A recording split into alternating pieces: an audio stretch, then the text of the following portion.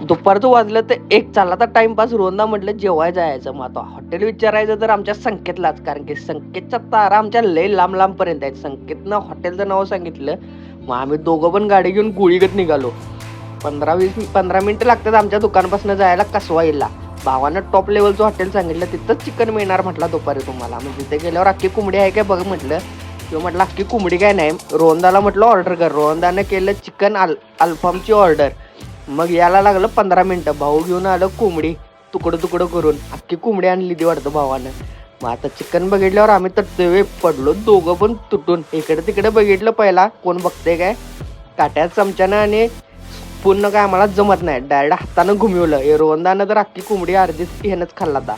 मग रोहनदानं दुसरी ऑर्डर दिली मेन मेन्यूमध्ये, ते खाल्ले. हात बीत धुतला. मग बिलाचं टायमिंग आलं. आता बिल हातात आल्यावर बघितलं तर 1354 रुपये. माझी फाटून दरवाजा. मग म्हटलं आपल्याबरोबर शेट असल्यावर कशाला घाबरायचं, हसते बघ, यालाच बिल भरायचं आहे, यालाच बिल भरायला लावला. 1354 रुपये बिल भावानं भरलं.